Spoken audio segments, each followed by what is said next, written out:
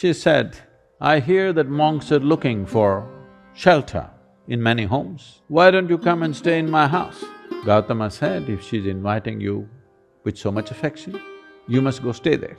Then people saw, "See, he's gone." Gautama, the Buddha, with a large group of his disciples who was continuously traveling, made a rule that during the monsoon season, those 2.5 months, you can stay in the same place. The rule for the sannyasis or the monks who were with him is you should never stay in any place for more than 2 days. Normally, the monks were sheltered in many homes.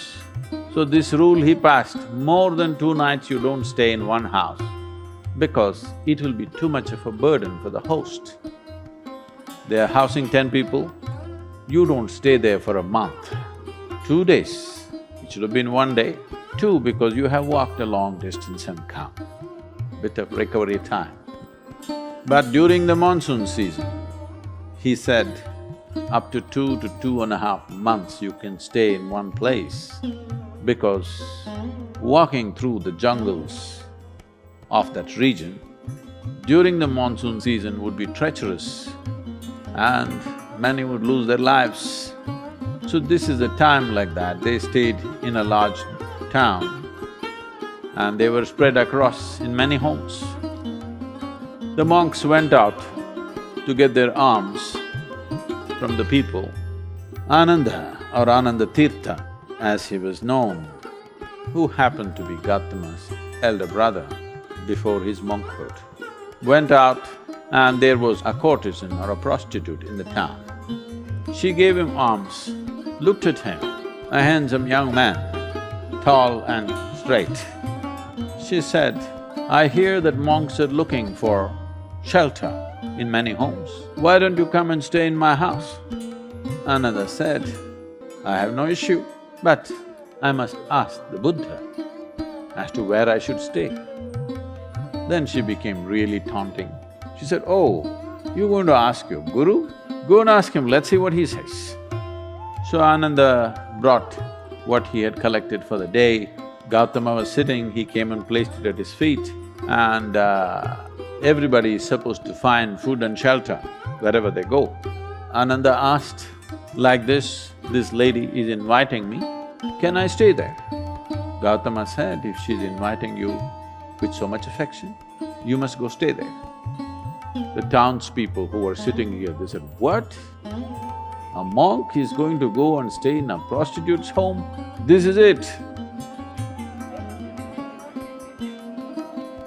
This spiritual process has become corrupt. Gautama looked at them and said, "Why are you so worried? The lady is inviting him. Let him stay, what is the problem?" They all started getting up and started shouting. He said, "Wait, I am on this path because I see this is the most powerful way to live. Now you're telling me her ways are more powerful than my ways.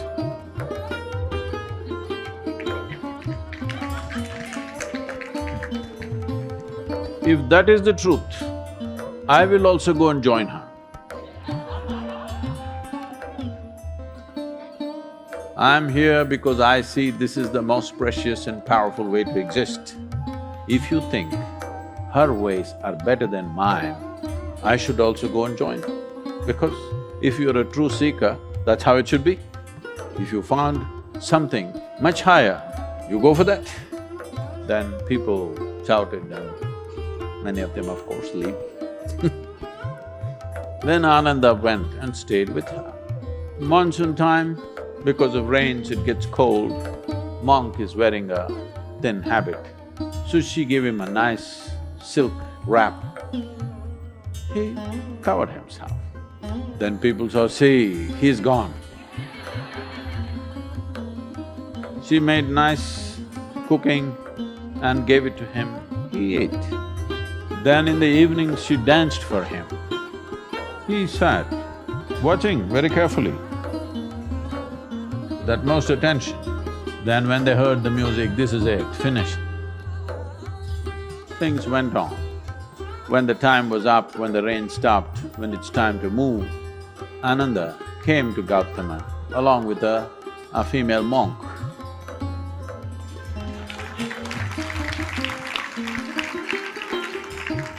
So, the power of being on the path of truth has been there, but has been many times at its height, but never got mainstreamed. I see that today, because of our ability to communicate, because of the tools of technology, the natural longing, the innate longing in a human being to find truth. This is not a thought thing. This is not something that been taught to people that you must seek truth. It is natural for human intelligence to seek what is highest. If you are given an option, any human being, given an option, either to be here or there, he will always say, I want to be there. Right now he may be caught up here, but aspiration is to go to whatever is the highest. It is just that we have to show him that there are better highs than getting drunk, there are better highs than drugs, there are better highs than being caught up in social drama, there are better highs than being better than someone else. We just have to show it to him, we have to make him understand there is a better high. Forever, many sages, saints, yogis, gurus have been doing this, but as I said, they were gentle people. They didn't have a voice like me.